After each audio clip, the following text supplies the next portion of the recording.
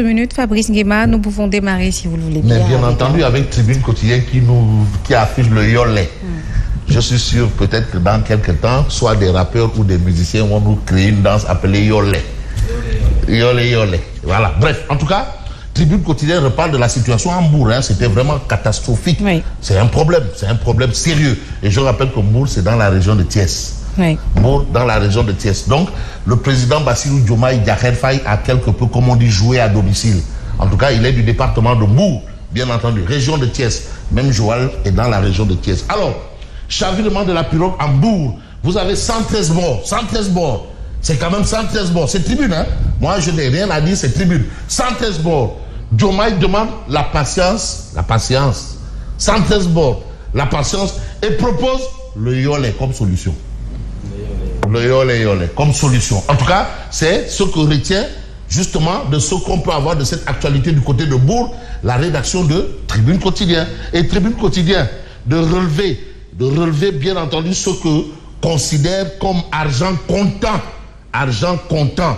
Cette actualité, c'est-à-dire c'est le forum du justiciable. C'est vrai qu'entre-temps, vous avez aussi l'autre organisation de Abad Cham, une organisation quand même qui réfléchit autour de l'actualité en la matière. Mais nous sommes dans la matière du social. Matière qui a besoin de matière grise et non de matière grasse. Alors, il est grand temps que des assises nationales sur l'immigration irrégulière soient organisées. Ça veut dire qu'il y a du boulot. Hein? En tout cas, il y a du boulot. Et je rappelle bien entendu que ce phénomène, quand on a parlé de Barça, le Barça c'est sous Abdoulaye Wade. Tout a été essayé et d'ailleurs le Gorgui,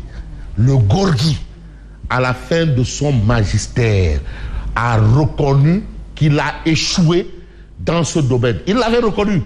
Gorgui Mom, il est au plan intellectuel, il est honnête. Il fait toujours monde d'honnêteté intellectuelle.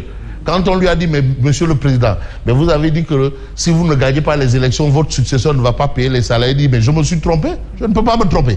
Ah voilà, donc c'est pour vous dire que Gorgui, il nous a tout enseigné. Tout.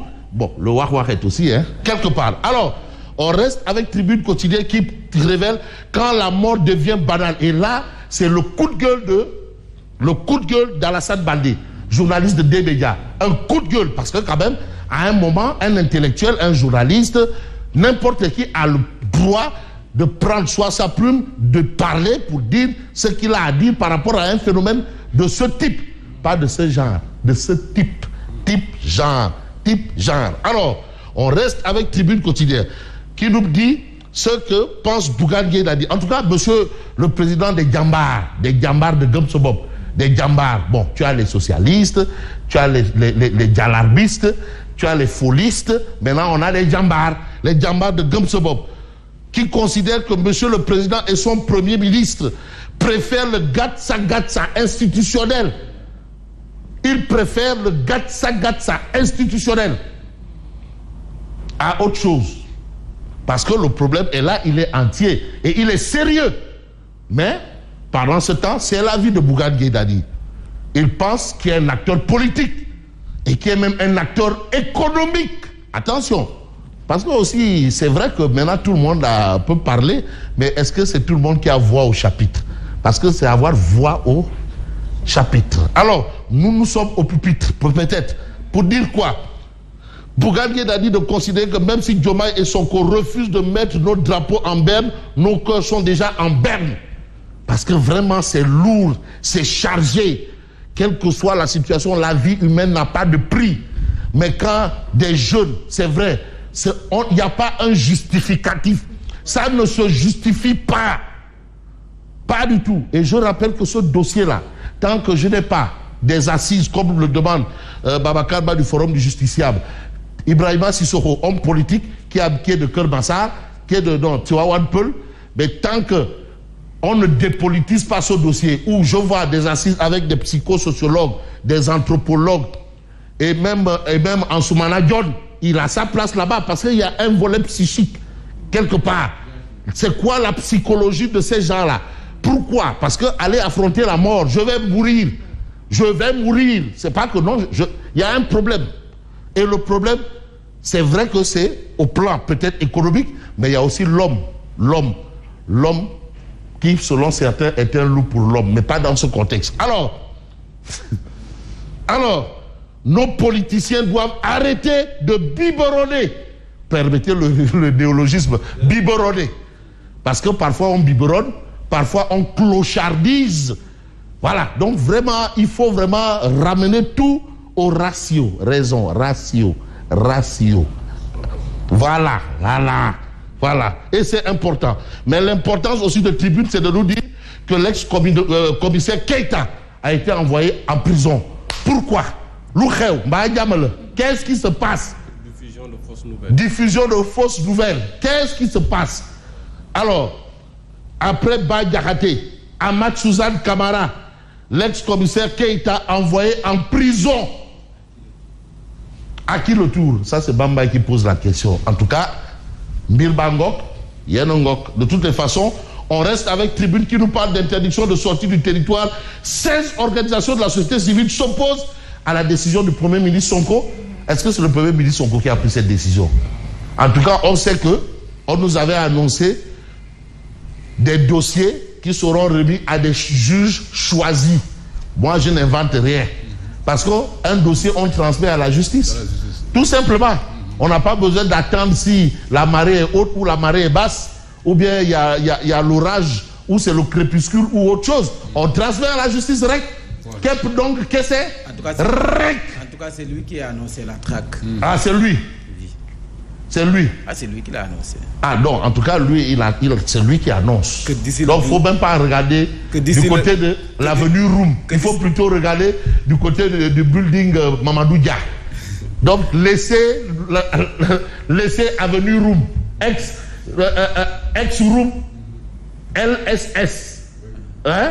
Laissez l'avenue ex-Roum, LSS. Regardons Mamadou Dia. Voilà, c'est là-bas qu'on lève les lièvres, qu'on annonce les couleurs. Bon, on va peut-être pas donner trop de couleurs à ce que nous faisons, mais Tribune Quotidienne reparle des propos de monsieur le ministre de la Santé. Quand même, il a dit des choses. Bon, c'est vrai qu'après, il nous est revenu pour donner des explications aux allures de Golobot Nedomamfi, Dinar Satine Dehin, Kanya Lekene Mafé, d'accord, voilà, tout ça là, d'accord. De toutes les façons, il a le droit, c'est son droit d'expliquer ou de repréciser sa pensée. Mais de toutes les façons, comme il a dit, ou encore chez nous, ou encore Kongol Kondiam. De toutes les façons, Ibrahima, si le ministre Pastef de la Santé s'explique, mais il s'accuse, accusez, levez-vous. Peut-être c'est ce qu'on peut dire en lisant Li quotidien. En tout cas, le quotidien Li parle justement de naufrage à Bourg. Bassirou Diomaye Faye sur la migration irrégulière. L'État va traquer sans répit les vendeurs d'illusions. Sans répit les vendeurs d'illusions. Ah, si on traque tous les vendeurs d'illusions là, vraiment, est-ce qu'on aura des partis politiques là? Non, aider de te là, tu donc ah là, tu aïoul. De toutes les façons, on reste avec Tribune. Nous allons assumer entièrement cette responsabilité. Parce que chasser, traquer les vendeurs d'illusions, il ne faut pas mettre de côté aussi les vendeurs de projets. Dans ce... ouais.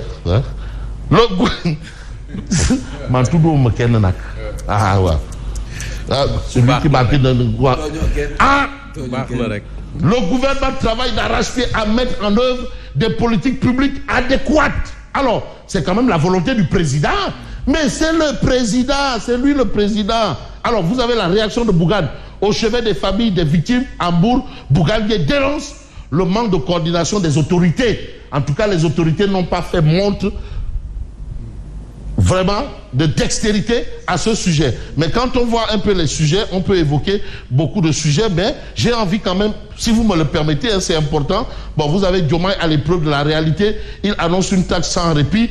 Bougane Gueye Dany, les autorités sont devenues aphones, aveugles et insensibles. J'ai même envie d'ajouter subitement.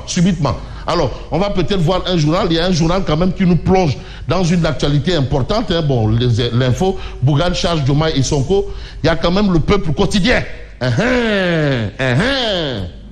denrées alimentaires.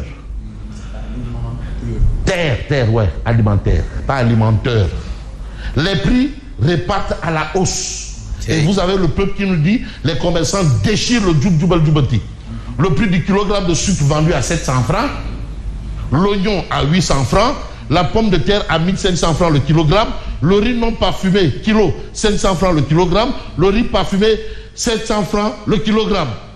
L'État exige une évaluation de la mesure de baisse des prix des denrées de première nécessité avant la fin du mois. De toutes les façons, Bilbango, projet Ngok, Yenengok.